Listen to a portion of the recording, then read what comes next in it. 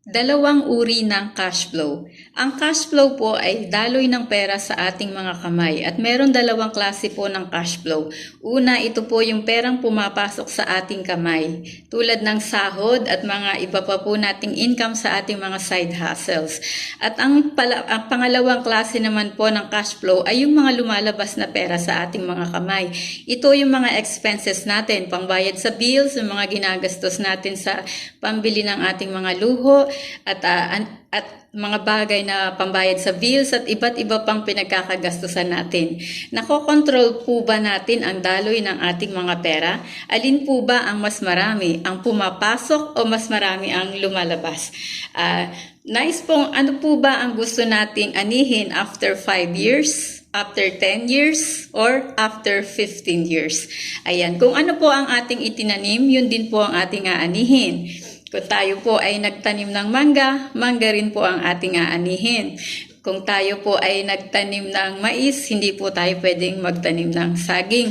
So, kung tayo po ay mas marami ang ating expenses o yung cash flow na lumalabas sa ating mga kamay, tayo po ay maaaring ma-short sa ating budget at tayo ay mabaon sa utang. At kung mas marami naman po ang daloy ng perang papasok sa ating mga kamay o marami yung mga income na pumapasok sa atin, maganda po ito dahil tayo ay nagkakaroon ng pera na pwede nating i-invest at itabi at ipunin. So, kailangan ma-manage po natin ang ayos sa mga cash flow sa ating kamay. Yung mga perang dumadaloy sa ating kamay. Ano po? Atin pong sikapin na kung gusto po natin na tayo ay makapag-invest o tayo ay may pangarap sa buhay, gusto natin na tayo ay magkaroon ng magandang future, kailangan ngayon pa lamang po na ma-manage natin ang cash flow na pumapasok sa ating kamay. So, sikapin po natin na tayo ay magkaroon ng iba't ibang uri ng cash flow, magkaroon tayo ng maraming cash flow, at ito po ay magkakaroon lang ng katuparan kung tayo ay mag-i-invest.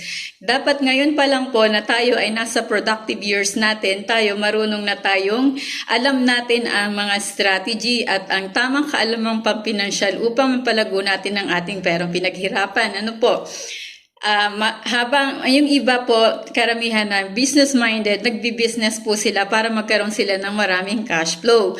At meron naman po mga tao na kahit marami silang kinikita, wala rin po silang maitabi. Ano po kaya ang mali? Maring mismanagement po ng pera.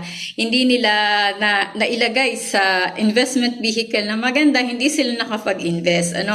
Kailangan din po kasi na ang mga tao, kahit kumikita tayo ng malaki, meron tayong kaalamang pang-pinansyal. At yan naman po ay tinuturo ng IMG o ng International Marketing Group. Ito po ay libre pong financial literacy para sa lahat.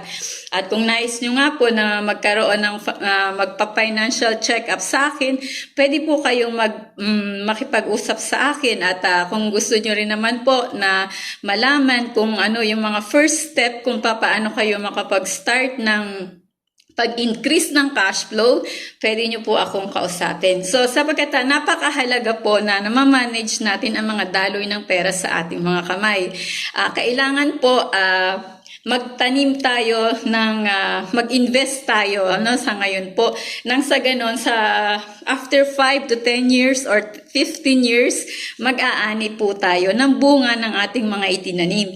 Dahil ang pag-i-invest po, para din po itong pagtatanim. Nagtatanim ka, dinidilig mo, inaalagaan mo, and in a long term, bibigyan ka nito ng bunga. Hindi mo man ito pitasin lahat, pwede kang pumitas lamang ng ilan at nandun pa yung maraming bunga na kung saan masusustain nito ang iyong pagtanda o ang iyong retirement years. So, ang may ituro ko po sa inyo sa ngayong episode na ito ay paramihin po natin ang daloy ng pera na pumapasok sa ating kamay or increase your cash flow.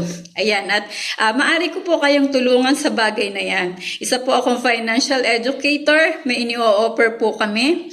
Kung nais niyo po magkaroon ng savings na Kaiser 3-in-1, ito po ay pinagsama-samang healthcare, insurance at investments sa mutual funds. Meron din po kaming mutual funds lang kung yun po yung gusto ninyo.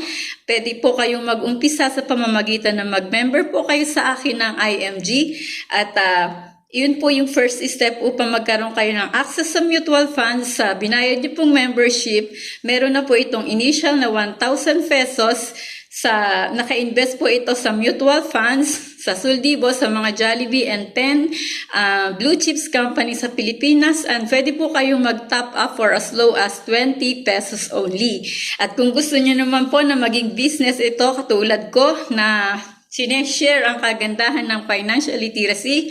At ito po ay may income po ako dito weekly. Kung gusto niyo po at interesado kayo, kausapin niyo po ako at makakatulong po ito upang magkaroon kayo ng cash flow. Iyon lamang po at magandang buhay po sa lahat. God bless you all. Thank you.